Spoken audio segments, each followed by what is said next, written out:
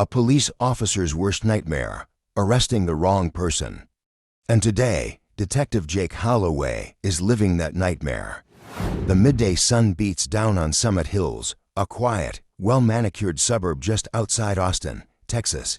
It's the kind of place where white picket fences line the streets, where families sip iced lemonade on their porches, and where the most pressing issue on a police blotter is a neighbor complaining about a wandering dog.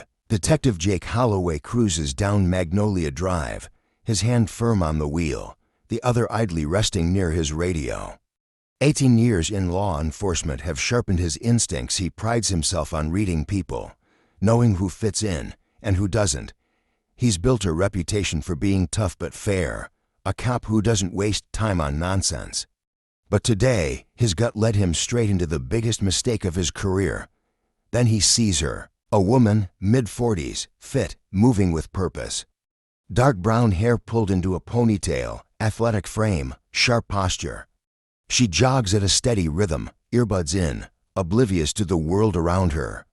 Her Nike Vaporfly shoes pound softly against the pavement. Her Lululemon running gear clings to her toned figure.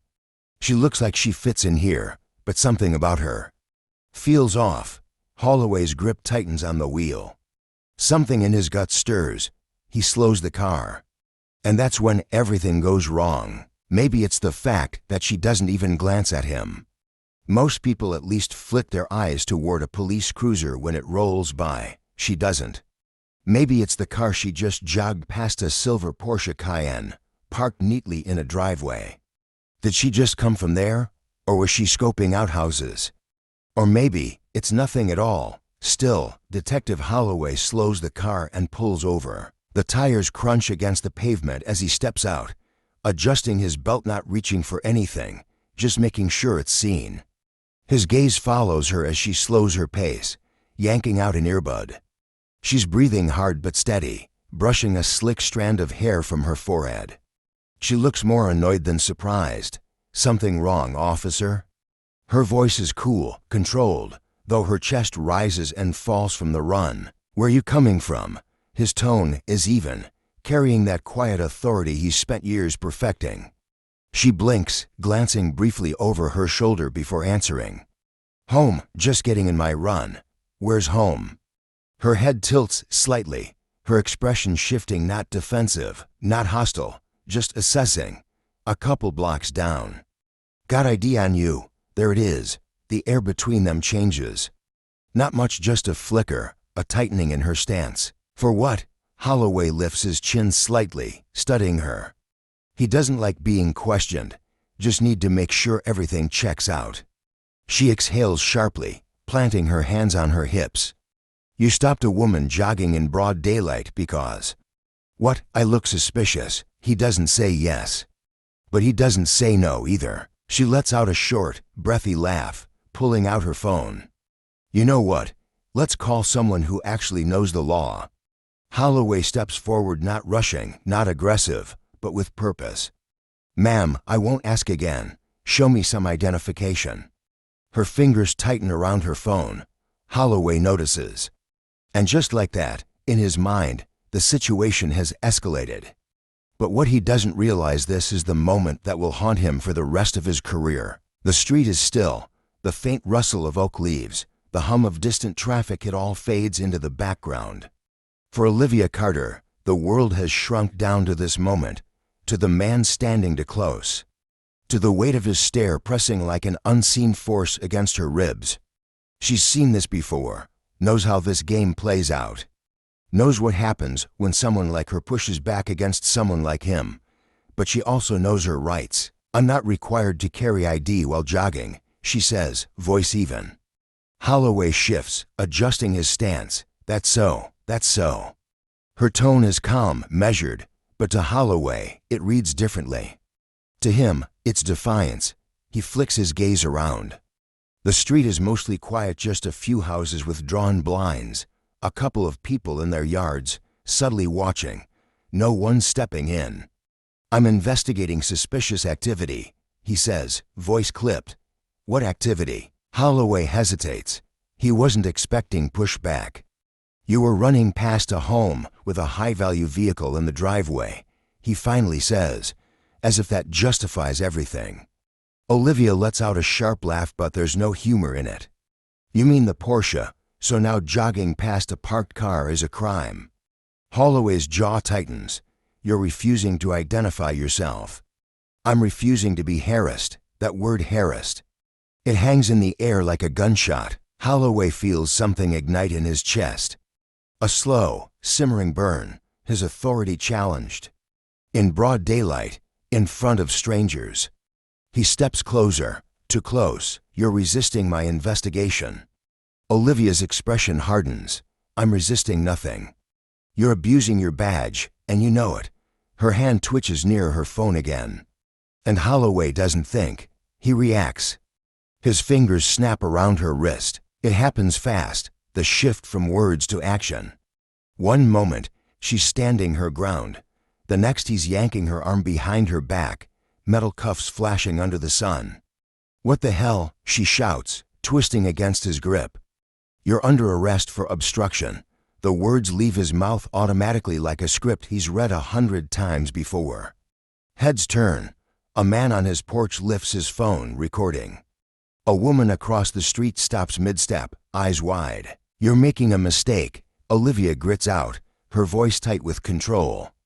Holloway tightens the cuffs. He ignores the stares. Ignores the fact that this isn't playing out the way he thought.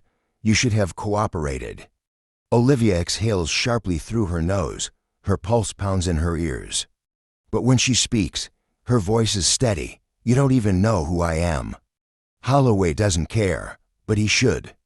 Because his world is about to come crashing down. The steel of the cuffs bites into Olivia's wrists as Holloway's grip tightens. Her chest rises and falls, controlled but tense. She's been here before, not in these cuffs. Not in this exact moment, but she knows this feeling. The weight of power being abused. Holloway doesn't see the problem. He sees a win, another suspect neutralized. Another moment where he gets to walk away feeling like he's in control. But the world around him is shifting. A small crowd is forming. A man across the street keeps recording, his phone steady, capturing every second. A woman near her mailbox calls out. And for the first time, Holloway hesitates. She wasn't doing anything. The voice cuts through the thick summer air. Holloway ignores it. He presses his radio. Dispatch, I have a 10 to 15. Female suspect refusing to identify herself, requesting transport. Olivia lets out a low, breathy laugh. You really think this is going to go your way, huh? Holloway doesn't answer. He doesn't need to. The law is on his side. At least that's what he's always believed. Then another voice. This one is different. Excuse me, officer. What's going on here? A man in his mid-50s, well-dressed button-up shirt, no tie, sleeves rolled up. He doesn't match the rest of the bystanders. There's something authoritative about the way he carries himself, like he's used to being the one asking the questions. His suit jacket is slung over one shoulder. His gaze flicks from Olivia, to the cuffs, to Holloway. Holloway doesn't flinch. Sir, please step back. The man doesn't move. Instead, he studies him, then studies Olivia. The cuffs, the situation. I asked what's going on. Holloway keeps his stance firm. She was being uncooperative. His voice is steady, but there's a slight shift. A crack. The man tilts his head. Uncooperative. Olivia exhales sharply, shaking her head. He stopped me while I was jogging, asked for ID. I told him I wasn't required to carry one. Now here we are. The man's eyes lock back onto Holloway. You arrested her for jogging. She refused to comply with an investigation. And that's when it happens. The shift. The air around them changes. Holloway feels it. The way the crowd is watching. The way the man in front of him isn't afraid. Then the sound of tires rolling up. A black SUV, tinted windows, unmarked plates. The kind of vehicle that only belongs to someone with real pull. The driver's door opens, and out steps Captain Ronald Briggs, Holloway's commanding officer, and he looks pissed. The crowd parts slightly as Briggs stalks toward them, his eyes locked on Holloway. The tension is thick. Holloway straightens. Tries to maintain control, but something feels off. And for the first time he wonders if maybe, just maybe, he screwed up. She wasn't doing anything. The words hang in the air, sharp and unyielding. Holloway ignores them, presses his radio. Dispatch, I have a 10 to 15. Female suspect refusing to identify herself. Requesting transport. Olivia lets out a dry chuckle. You really think this is gonna go your way, huh? Holloway doesn't answer. He doesn't need to. The law is on his side. Or at least that's what he's always believed. Then another voice, calm, steady, different. Excuse me, officer. What's going on here? Holloway turns. A man in his mid-50s, well-dressed, composed, carrying an authority that doesn't match the rest of the onlookers. His suit jacket is slung over one shoulder, sleeves rolled up. His eyes flit from Olivia, to the cuffs, to Holloway. Holloway squares his shoulders. Sir, please step back. The man doesn't move. Instead, he takes a slow, deliberate look at Olivia. Then the cuffs, then back at Holloway. I asked what's going on. Holloway's jaw tightens. She was being uncooperative. His voice is firm, but there's a shift. A slip. The man tilts his head. Uncooperative. Olivia exhales sharply, shaking her head. He stopped me while I was jogging. Asked for ID. I told him I wasn't required to carry one. Now here we are. The man's expression darkens. He turns back to Holloway. You arrested her for jogging? She refused to comply with an investigation. The words sound flimsy now. Holloway knows it. The air shifts. Holloway feels it. The way the man in front of him isn't afraid. The way the crowd isn't just watching, they're waiting. Then the low hum of an engine rolling up. A black SUV, tinted windows, unmarked plates. The kind of vehicle that only belongs to someone with real power. The driver's door opens, and out steps Captain Ronald Briggs, Holloway's commanding officer, and he looks pissed. The crowd parts slightly as Briggs stalks toward them, his gaze locked on Holloway. The tension is thick. Holloway straightens, tries to hold his ground, but something feels off. And for the first time he knows he's screwed up. Briggs stops just a few feet away. His eyes flick between Holloway and Olivia, still in cuffs. His jaw tightens. And then he says two words that hit Holloway like a sledgehammer. Uncuff her. Holloway blinks. Sir? Briggs steps forward. I said uncuff her. Now. Holloway hesitates. This doesn't make sense. His boss is ordering him to release a suspect. Why? Briggs turns to Olivia. I'm so sorry, ma'am. Are you hurt? Olivia shakes her head slowly. I'm fine. Holloway's stomach sinks. Briggs exhales sharply, turning back to Holloway. Do you even know who you just put in handcuffs? The street falls silent. Holloway swallows. His grip on the cuffs loosens just slightly. Sir, she refused to identify herself. Briggs steps in closer, his voice low, measured but lethal. That's because she doesn't have to. Holloway's heart pounds. The SUV. The way everyone is staring. The way Briggs isn't just mad, he's furious. Olivia watches him carefully. When she speaks, her voice is calm, controlled. My name is Chief Olivia Carter. Holloway stops breathing. She lets it sit. Lets him process. And then she adds, her voice sharp as steel. And you just arrested your boss. The weight of those words hits like a truck. Holloway's mouth goes dry. He feels the eyes of every single person in that crowd. The camera's recording, the neighbors whispering. The moment caving in on him, but this isn't over. Not yet. Holloway freezes. The words hit like a gut punch, leaving him standing there, hands still on the cuffs, brain scrambling to process what just happened. Chief Olivia Carter, his boss. The woman he just humiliated in broad daylight, ***, treated like a suspect, like she was some kind of threat, ***, is the highest-ranking officer in the department. Briggs' voice cuts through the silence. I said uncuff her. Now. Holloway doesn't hesitate this time. His hands fumble slightly as he releases the cuffs, stepping back as Olivia rubs her wrists. The red marks left behind make his stomach twist. The crowd is silent, but the tension electric. The phones are still recording. The man in the suit is watching, expression unreadable, but there's something in his eyes that makes Holloway's skin prickle with shame. Olivia inhales deeply, composed, controlled, but her eyes, they are sharp, unforgiving. She rolls her shoulders once, then turns, facing him directly. You think your badge gives you the right to stop whoever you want. Her voice isn't loud, but it cuts like a blade. You think jogging while black is a crime? Holloway opens his mouth then shuts it. He has nothing, no justification, no excuse. Anything he says will sound weak. Olivia tilts her head slightly, watching him, studying him. I watched you make a decision today. Her voice is steady, unshaken. I watched you decide I didn't belong here. She lets it hang there. You didn't know who I was. And that was all it took for you to see me as a suspect. Holloway shifts his weight, his face hot. But he can't look away. Olivia steps closer. Her voice drops just for him. You put your hands on me. You humiliated me. You were ready to throw me in the back of a squad car. Over nothing, and then the final blow. And if I were anyone else, if I weren't in this uniform, you know exactly how this could have ended. Holloway stops breathing, because he does. He knows exactly how this could have ended. And so does everyone else. Holloway swallows. His hands twitch at his sides. Olivia leans in slightly. How many others have you done this to? That question hits harder than anything else. Because the answer isn't zero. Holloway's chest tightens.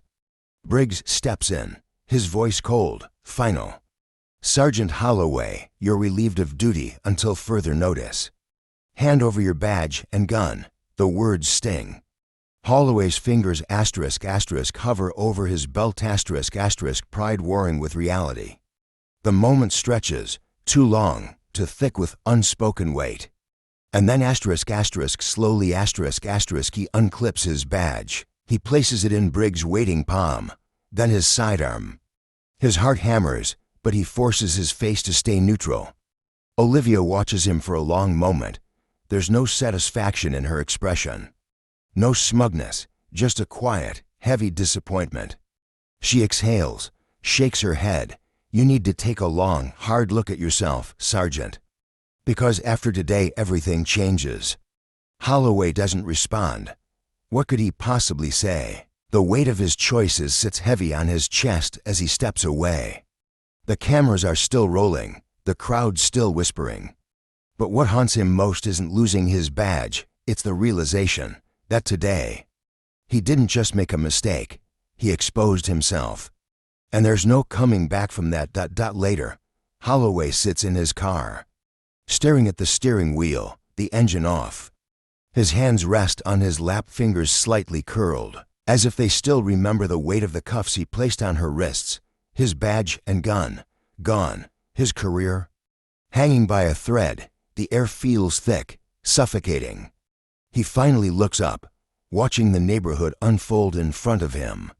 And for the first time, he sees it differently, the same quiet street, the same trimmed hedges, the same houses that looked so normal just an hour ago. But now everything feels different. Holloway sits in his car, watching. Chief Olivia Carter stands near her SUV, speaking to Briggs. Her posture, composed, controlled, but there's a fire in her eyes that he can't ignore. He sees the way the bystanders watch her. Not as a suspect, not as a threat, but as a leader. The weight of what he did settles deep in his gut. For the first time in years, Holloway isn't sure of himself. He's always prided himself on being a man of the law.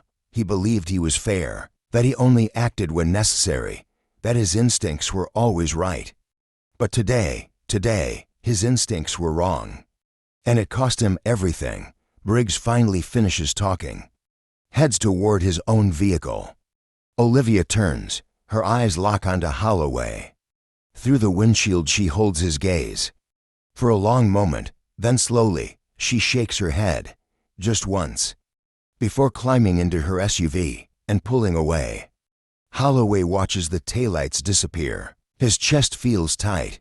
He exhales, fingers gripping the steering wheel.